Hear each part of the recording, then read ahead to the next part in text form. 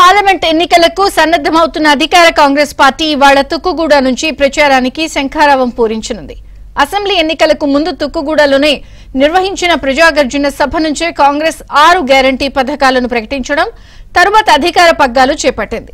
దీంతో అదే సెంటిమెంట్ తో పార్లమెంట్ ఎన్నికలకు ఇక్కడి నుంచే ప్రచారానికి శ్రీకారం చుడుతోంది.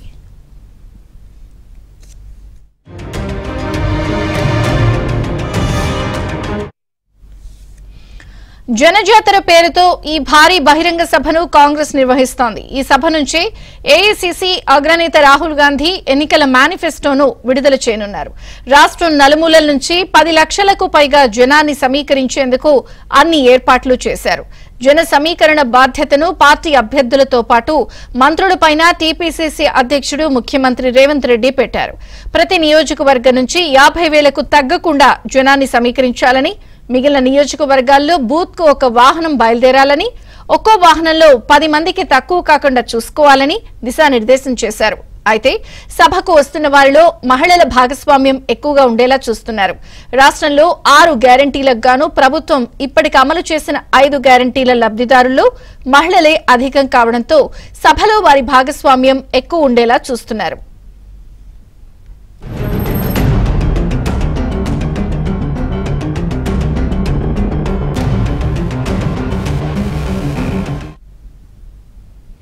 ఇంకా ఈ రోజు జనజాతర తుక్కుగూడలో జరగబోతున్నటువంటి కాంగ్రెస్ సభకి సంబంధించి మరిన్ని వివరాలు మా ప్రతినిధి సిద్ధార్థ లైవ్ లో అందిస్తారు. సభ ప్రాంగణం నుంచి Siddhartha, over to you. Thank you Vijaya Chandrika. ప్రస్తుతం మనం తుక్కుగూడ సభ ప్రాంగణం వద్ద ఉన్నాం. గత సంవత్సరం సెప్టెంబర్ 17న జరిగినటువంటి ఇదే వేదిక మీద మళ్ళీ రాహుల్ గాంధీ ప్రసంగించబోతున్నారు. రాహుల్ గాంధీ ఏం మాట్లాడతారు అని ఇటు తెలంగాణకు సంబంధించినటువంటి పొలిటికల్ వర్గాలు ఆసక్తిగా ఎదురు చూస్తున్నాయి. ఇక నిన్న సీఎం కేసీఆర్ చేసినటువంటి ప్రసంగానికి కౌంటర్ గా ఈరోజు రేవంత్ రెడ్డి ఇదే వేదిక మీద నుంచి ప్రజలకు క్లారిఫికేషన్ ఇచ్చే అవకాశం ఉంది. నిన్న చేసినటువంటి కేసీఆర్ వ్యాఖ్యలు, కేసీఆర్ చేసినటువంటి క్వశ్చన్స్ కి అన్నిటికీ రేవంత్ రెడ్డి సమాధానం చెప్పనున్నారు. ఇక సభకు సంబంధించినటువంటి ఏర్పాట్లు అన్ని పూర్తయ్యాయి. కాంగ్రెస్ కి సంబంధించినటువంటి క్యాడర్ ఒక్కొక్కరుగా వస్తున్నారు. వాళ్ళందరినీ లోపలికి పంపించే ప్రయత్నాలు కూడా చేస్తా ఉన్నారు. కాంగ్రెస్ కి సంబంధించి ఇది ఒక కీలకమైన సభగా కాంగ్రెస్ పార్టీకి సంబంధించినటువంటి నేతలు చెప్తా ఉన్నారు. గత సంవత్సరం అసెంబ్లీ ఎన్నికలకు ముందు ఇదే వేదిక మీద నుంచి కాంగ్రెస్ పార్టీ ప్రజలకు, కాంగ్రెస్ పార్టీ అధికారంలోకి వస్తే ఏమేం చేయబోతున్నామో అనే ఒక విషయాన్ని ప్రజల్లోకి తీసుకువెళ్ళింది. ఆ సభ సక్సెస్ అయింది. దాంతోపాటు ఆ సభ కాంగ్రెస్ పార్టీ అధికారంలోకి రావడానికి దోహదపడింది. ఇక ఈ రోజు జరగనున్నటువంటి సభ కూడా పార్లమెంట్ ఎన్నికల ముందు జరుగుతున్నటువంటి సభ. తెలంగాణలో అదేవిధంగా దేశవ్యాప్తంగా కాంగ్రెస్ అధికారంలోకి వస్తే ఏమేం చేయబోతున్నామనే అంశాన్ని ప్రజలకి చెప్పనున్నారు.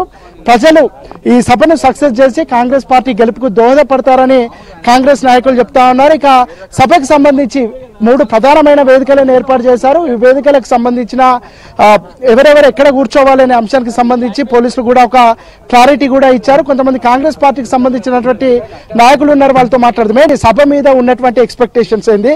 గతంలో ఇదే వేదిక మీద సభ జరిగింది. ఆ సభలో మేము అధికారంలోకి రాబోతున్నాము, ప్రభుత్వాన్ని ఏర్పాటు చేస్తున్నామని రేవంత్ రెడ్డి చెప్పారు. అన్నట్టుగానే నిజమైంది. ఈ సభ ముందు కూడా మేము అధికారంలోకి రాబోతున్నాము, రాహుల్ గాంధీ ప్రధాని కాబోతున్నాడు, జూన్ 9న రామ్లీలా మైదానంలో ప్రమాణ స్వీకారానికి కూడా ఆహ్వానించారు రేవంత్ రెడ్డి. నిజంగానే అట్లాంటి రేవంత్ రెడ్డి గతంలో చెప్పింది నిజమైంది కాబట్టి ఇప్పుడు చెప్పింది కూడా నిజమవుతుంది అని కాంగ్రెస్ వర్గాల్లోనే కాకుండా రాష్ట్ర వ్యాప్తంగా ఒక చర్చ జరుగుతుంది. ఎట్లా ఉంటుంది ఈ సభ? డెఫినెట్ గా మీరు అన్నట్టు ఏంటంటే ముఖ్యమంత్రి రేవంత్ రెడ్డి గారు ఆనాడు ఏదైతే మీటింగ్ పెట్టి ఇక్కడికి సోనియా గాంధీ గారిని, రాహుల్ గాంధీ గారిని, ప్రియాంక గాంధీ గారు, మల్లికార్జున ఖర్గే గారు వచ్చి అసెంబ్లీ ఎన్నికల సందర్భంగా ఇచ్చినటువంటి 6 గ్యారంటీలు ఏవైతున్నాయో అవి పర్ఫెక్ట్ గా మనం ఈ రోజు అమలు చేస్తామని చెప్పినాం. ఆ రోజు ప్రజలు విశ్వసించారు. కాంగ్రెస్ పార్టీ మీద నమ్మకంతో, రేవంత్ రెడ్డి గారి మీద విశ్వాసంతో అధికారంలోకి తెచ్చారు తెలంగాణ ప్రజలు. ఈనాడు కూడా ఆనాడు ఏదైతే ఇక్కడ మీటింగ్ పెట్టి చెప్పామో ఆనాడు ప్రజలందరూ కూడా కాంగ్రెస్ పార్టీని విశ్వసించి రేవంత్ రెడ్డి గారి మీద నమ్మకంతో భారీ మెజార్టీ ఇచ్చి గవర్నమెంట్ని ఏర్పాటు చేయడం జరిగింది ప్రజలు. కాబట్టి అట్లా ఏదైతే ప్రజల యొక్క నమ్మకాన్ని, విశ్వాసాన్ని ఈ రోజు గౌరవించి ముఖ్యమంత్రి గారు మళ్ళీ ఒక అప్పీల్ చేయడం జరిగింది.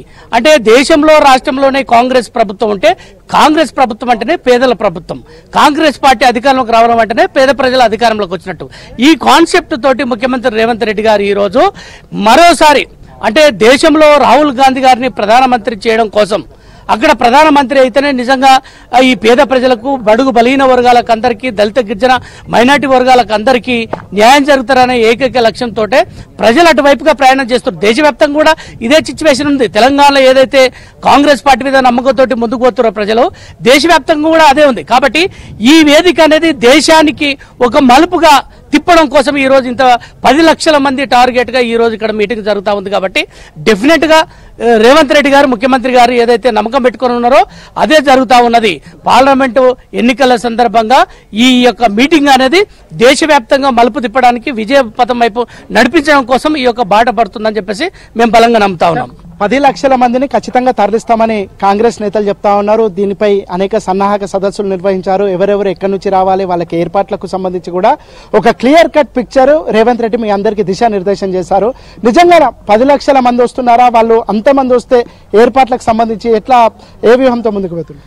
100% రేవంత్ రెడ్డి గారి నాయకత్వంలో ఏ ప్రజాప్రభుత్వం ఏర్పడిందో ఈ ప్రజాప్రభుత్వం అణగారిన వర్గాల కోసం, దళితుల కోసం, పేదల కోసం, బడుగుల కోసం, నిరుద్యోగుల కోసం, అంతేకాదు దేశవ్యాప్తంగా భారతీయ జనతా పార్టీ యొక్క అరాచకాలు, భారతీయ జనతా పార్టీ యొక్క సమాజంలో ఉన్న పేద వర్గాలకు వ్యతిరేకంగా కార్పొరేట్ శక్తులను పోషిస్తూ, అదేవిధంగా నిరుద్యోగుల పట్ల, అదేవిధంగా సామాన్య మధ్యతరగతి వర్గాలకు వ్యతిరేకంగా వ్యవహారం చేస్తూ ఉంది. కాబట్టి ఈ తెలంగాణ అనేది గతంలో చాలా క్రిటికల్ అయిన పొజిషన్లో కాంగ్రెస్ ఉండే, దాన్ని రేవంత్ రెడ్డి గారి నాయకత్వంలో ఈ యొక్క కేసీఆర్ అరాచక పాలనని మరి తుదముట్టించి ప్రజాప్రభుత్వాన్ని తీసుకురావడంలో రేవంత్ రెడ్డి గారు ఒక బాహుబలి లెక్క పనిచేశారు. కాబట్టి ఆ 10 లక్షలకు మించే వస్తారు తప్ప ఒక్కరు కూడా తక్కువ రారు. కాబట్టి వారికి సంబంధించిన వాటరే కానీ, వారికి సంబంధించిన ఏర్పాట్లే కానీ, పార్కింగ్ కానీ, డయాస్ సంబంధించిన విఐవిపిల యొక్క తాకిడే కానీ, ఇవన్నీ కూడా ఒక పద్ధతి ప్రకారం చేసుకుని పోతాం. ఈ యొక్క వేదిక ద్వారా పాంచ్ న్యాయ్ అనే 25 యొక్క హామీలు దేశవ్యాప్తంగా భారతీయ జనతా పార్టీ పేదల జీవితాల్లో చీకటి నింపింది. కాబట్టి అణగారిన వర్గాల జీవితాల్లో వెలుగు నింపడం కోసం రేవంత్ రెడ్డి గారి నాయకత్వంలో రాహుల్ గాంధీ గారు మేనిఫెస్టోని ఇక్కడ విడుదల చేసి ముఖ్యంగా యువతకు, రైతులకు, మహిళలకు, అదేవిధంగా మధ్య వర్గాలకు సంబంధించి, రిజర్వేషన్లకు సంబంధించి, ఈ అట్టడుగు వర్గాలకు సంబంధించిన సందేశం వస్తుంది. ఖచ్చితంగా రాష్ట్రంలో రేవంత్ రెడ్డి గారి నాయకత్వంలో 13 నుంచి 14 సీట్లు గెలిచి మేము సత్తా చాటబోతా ఉన్నాం. ఇది మొత్తానికైతే సభకు సంబంధించినటువంటి ఏర్పాట్లు అయితే దాదాపు పూర్తయ్యాయి. ఇక సాయంత్రం 5 గంటలకు రాహుల్ గాంధీ హైదరాబాద్ శంషాబాద్ ఎయిర్పోర్ట్ కు వస్తారు. ఇక 6 గంటలకు ఈ వేదిక మీదకి వస్తారు. ఈ వేదిక మీద తెలంగాణలో అంటే దేశవ్యాప్తంగా తమ అధికారంలోకి వస్తే దేశవ్యాప్తంగా చేయబోయే అంశాలతో పాటు తెలంగాణకు సంబంధించినటువంటి అంశాలను రాహుల్ గాంధీ ప్రజల్లోకి చెప్పనున్నారు. ఇక రేవంత్ రెడ్డి స్పీచ్ కోసం కూడా చాలా క్యూరియాసిటీగా ఎదురు చూస్తున్నారు. నిన్న కేసీఆర్ చేసినటువంటి వ్యాఖ్యలకు రేవంత్ రెడ్డి కౌంటర్ ఉంటుందని కాంగ్రెస్ పార్టీకి సంబంధించినటువంటి నేతలు భావిస్తా ఉన్నారు. ఈ 100 రోజుల్లో కాంగ్రెస్ పాలన సాధించినటువంటి విజయాలతో పాటు తమ భవిష్యత్తులో చేయబోయేటువంటి విషయాలకు సంబంధించినటువంటి విషయాలను రేవంత్ రెడ్డి ఈ వేదిక మీద నుంచి ప్రసంగించే అవకాశం ఉంది.